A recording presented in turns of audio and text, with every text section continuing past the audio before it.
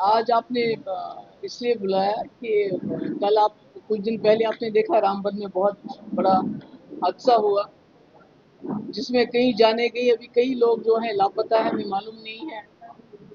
बहुत सारे गाड़ियां दब गई हैं, मलबे के नीचे हैं, होटल मलबे के नीचे है और इस वक्त सड़क बंद है जिसकी वजह से वहाँ बहुत सारे जो पैसेंजर हैं, बच्चे हैं, औरतें हैं, बूढ़े हैं, बहुत ही मुश्किल हालात में हैं। तो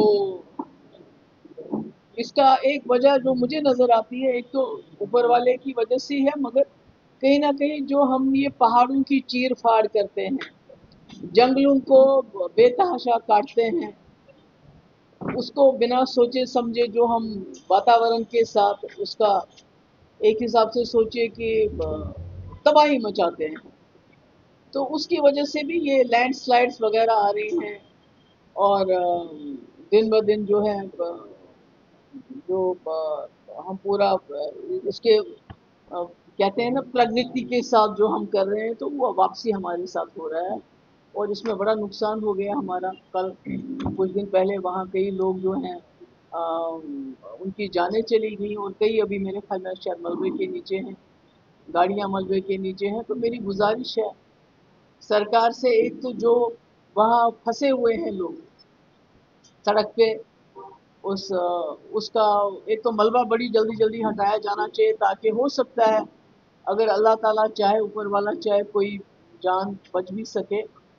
और दूसरा जो वहाँ बच्चे हैं, औरतें हैं, बुजुर्ग हैं या जवान भी हैं, तो उनके तब तक बचाव का, खाने पीने का जो है अरेंजमेंट किया जाए। और मैंने अपने हमारे पार्टी के जो जनरल सेक्रेटरी हैं जो उसी एरिया के हैं, इम्तियाज शान, उसको भी मैंने बताया कि अपनी टीम लेके जाए, क्योंकि अभी तो वहाँ रोड बंद था उस गांव की तरफ।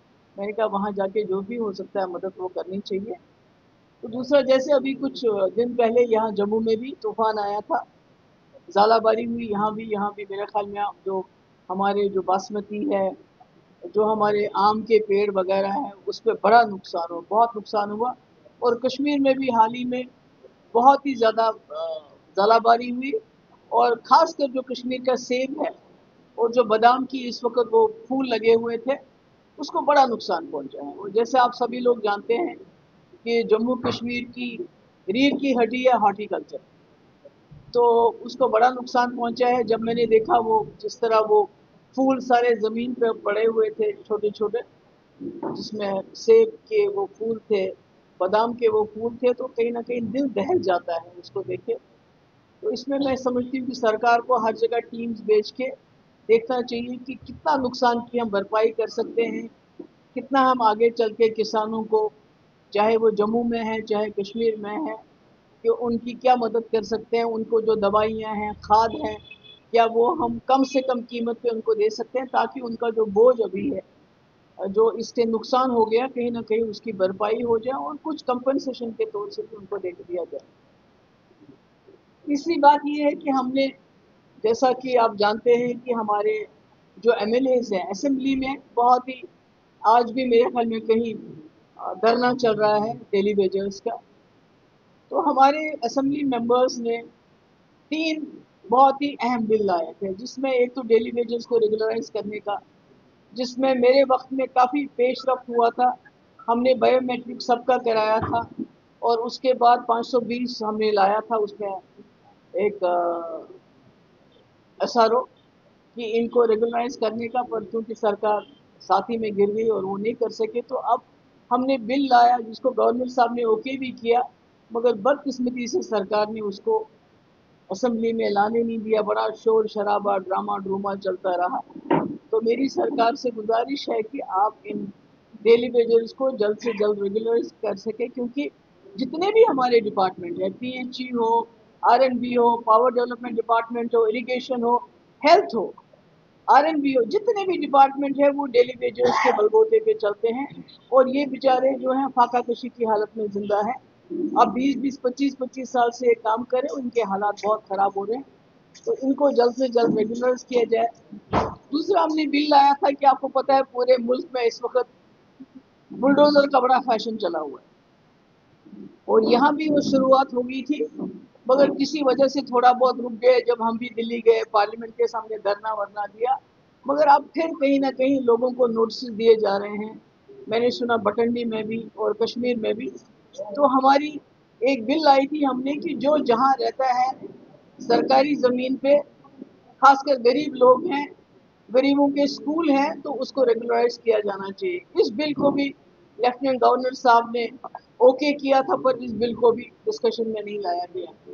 इसके अलावा हमने बहुत अहम रेजोल्यूशन लाए थे। एक तो ये हमने लाया था कि इलीगल माइनिंग, एक तो इलीगल माइनिंग के लिए हमने ये कहा था कि जो माइनिंग है उसको रेगुलराइज किया जाए। मगर मैंने सुना है कि अभी जिन्होंने ऑक्शन पे माइनिंग के कॉन्ट्रैक्ट्स लिए थे, जिन्होंने तमाम जो उसमें जो भी रिक्वायरमेंट्स थी पूरी करने के बावजूद उनको क्लियरेंस नहीं मिल गई है, उनको बंद किया गया है। और जो माफिया है माइनिंग का, उसको चलाया जा रहा है, क्योंकि उससे हफ्ता लिया जा रहा है। अगर लीगल माइनिंग को चलने दिया जाए किसी कंट्रोल तरीके से तो आपको रॉयल्टी मिलती है, मगर जो लीगल माइनिंग को उनकी उसकी क्लियरेंस को बंद करके जो यहाँ के लोकल्स करना चाहते हैं और तरीके से करना चाहते हैं जिससे सरकार को रॉयल्टी मिल सकती है, उसको बंद करके इलीगल माइनिंग को पूरी इजाज़त दी है। पूरी छूट है, मैं नाम नहीं लेना चाहती उन पॉलिटिशियंस का या उस लीडर का जिसके रिश्तेदार इसमें इन्वॉल्व हैं, जो इलीगल माइनिंग का इस वक्त हफ्ता वसूल करते हैं, और उसको खुली छूट दी गई है। और वो ब्लैकमेल भी करते हैं कि भाई आप हमारा इतना दे दो तो हम आपको माइनिंग करने देंगे। तो मेरी वजीर आला साहब से गुजारिश है कि आप इस चीज़ को देख लीजिए कि इससे आपकी सरकार की भी बदनामी होती है, क्योंकि जब से आपने माइनिंग को बैन करने के नाम पे कि हमने माइनिंग बैन कर दी, आपने माइनिंग बैन नहीं की, आपने इलीगल माइनिंग को बैन नहीं किया। वो चल रही है और दिन दहाड़े चलती है, और उससे बहुत सारा जो है मटेरियल निकाला जा रहा है, और उससे आप ही के लोग और दूसरी जमातों के लोग उनसे पैसा जमा कर रहे हैं। इसको बंद कर लीजिए, और जिनका ऑप्शन से जिन्होंने इसका टेंडर लिया हुआ है उनकी क्लियरेंस कर देके उनको माइनिंग की इजाज़त दे दीजिए।